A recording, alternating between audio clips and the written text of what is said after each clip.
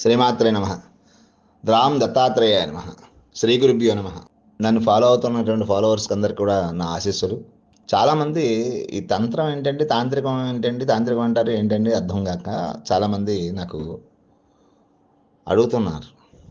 తంత్రం అంటే పరబ్రహ్మ సాక్షాత్కారం కోసం చేసేటువంటి సాధన, ఒక రకమైన సాధన. తంత్రం అంటే సాక్షాత్కారం కోసం చేసేటువంటి సాధన.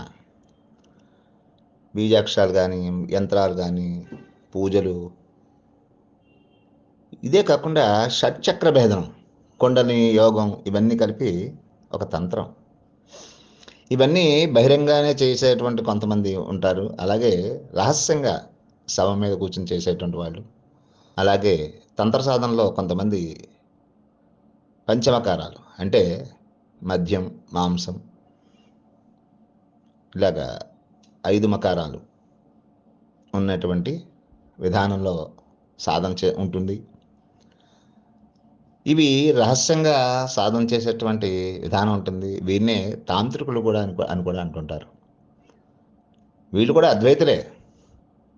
ముందు శక్తిని పూజిస్తారు కనుక శాక్తేయులు అనేటువంటి నామం కలిగి ఉంటారు. కొంతమంది శ్మశానంలో ఇలాంటి పూజ చేసి వామాచార విధానంలో కుళార్ణ వితంత్రం అనేటువంటి లేదా మహానిర్వాణ తంత్రం అనేటువంటి గ్రంథాల్లో చెప్పినటువంటి విషయాల్లోనివి ఆచరణలో చేస్తూ ఉంటారు. వాటిలో ఉన్న తత్వాన్ని ఆచరిస్తారు. ఈ యొక్క గుప్త విద్య అనేటువంటిది ఒక కాంత వంటిది అని చెప్పేసి, కులకాంత వంటిది అని చెప్పేసి మనకు వేమన కూడా తెలిపి ఉన్నాడు.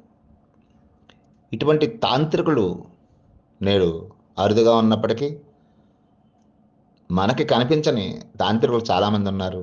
తంత్రంలో కొన్ని విశేషమైనటువంటి శక్తుల్ని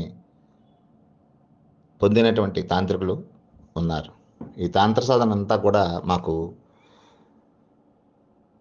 ముందుగానే వారి యొక్క ప్రభావాన్ని తెలిపిస్తూ ఉంటుంది.